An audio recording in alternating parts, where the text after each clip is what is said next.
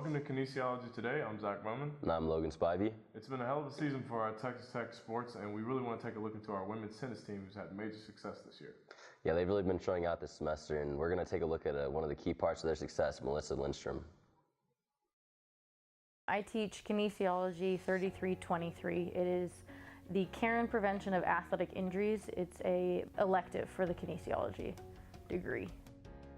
To be honest, I had no idea what tennis was about until I got here, which was 4 years ago. And then from then on, I've kind of learned and enjoyed tennis a lot more than what I knew at all. Melissa really takes her time to really explain everything that she does. So every kind of treatment or rehab, she always talks about, hey, well, this is why we're doing this, it's to help this muscle and to help this nerve, So she really goes into detail about that, and and it helps us learn more.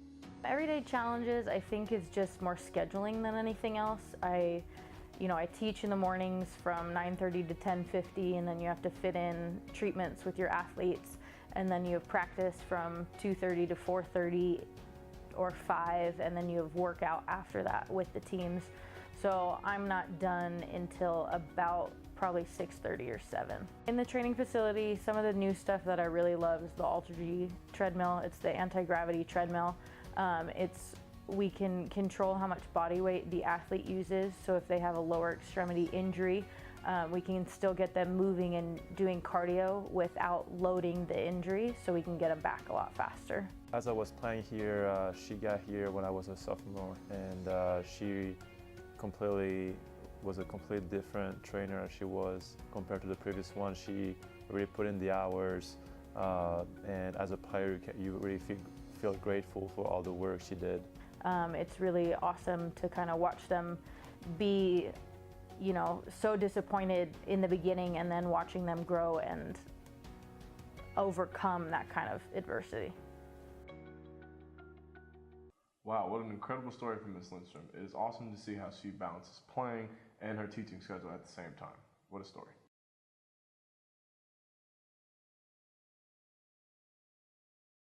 Welcome back to Kinesiology Today. I'm Zach Bowman.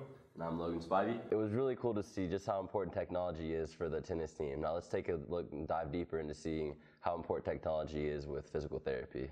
I've been playing baseball since I could walk, and after high school I went to play college baseball at Paris Junior College and then transferred to Tyler Junior College, and that's where I found out that I injured my elbow.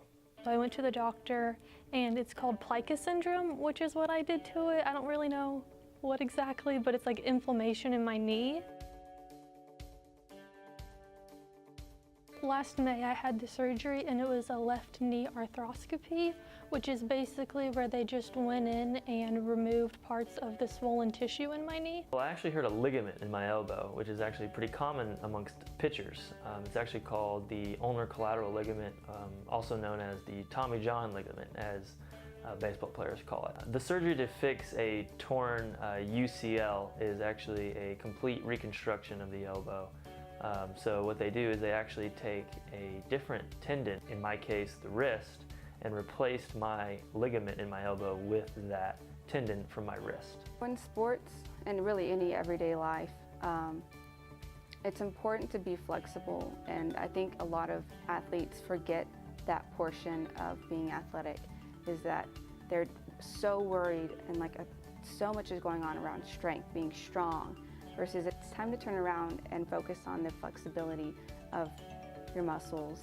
If you have a tight tendon or a tight muscle, it's more likely to get to rip or to tear, because you don't have that nice flexibility. So when I went to physical therapy, they told me that it was also from my hip, the way I was walking. And so one of the things I got after the surgery was a different type of ice pack than most people have, because most people, they have to have one that's plugged in, and they just have to sit near a plug for the ice. But I got one that you just strap on your knee, that way I can still be mobile with it.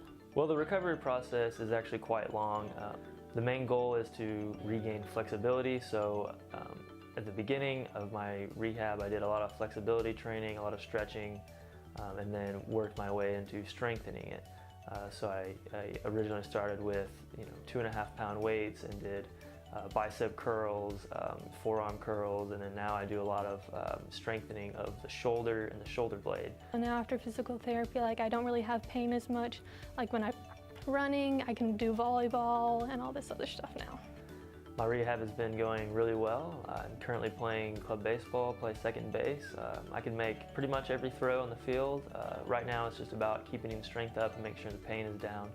But it's feeling really good. I'm really happy with the way my rehab has gone. Welcome back to Kinesiology Today. I'm Zach Bowman. And I'm Logan Spivey. It is truly remarkable to see what physical therapy can do for an individual with an unfortunate injury. Speaking of first-hand experience of physical therapy, we are joined with our special guest, Aaron Canham, who is an aspiring physical therapist. Welcome, Aaron. Yeah, thanks for having me. Absolutely. Well, let's get started. I want to talk to you a little bit more about your career goals. So what led you to pursue a career in physical therapy? Basically in high school, I play a lot of sports. I played soccer, I played tennis, and I would frequently get hurt in soccer, so I'd go through a lot of therapy, and just through all the therapy that I went through, it kind of led me to what I wanted to become, and that's just becoming a physical therapist. And what are your special interests in physical therapy?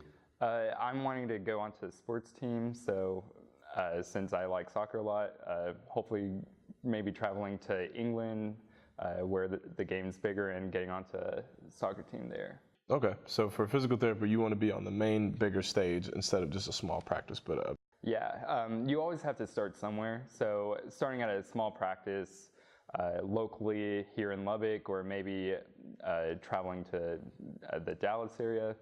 So, Aaron, I'm going to go with a basic situation here. Let's just say an athlete or any individual tears their ACL. What's the first rule of thumb we go to? Right when the injury happens, make sure that you elevate it, compress it so that there isn't further damage to the ligament.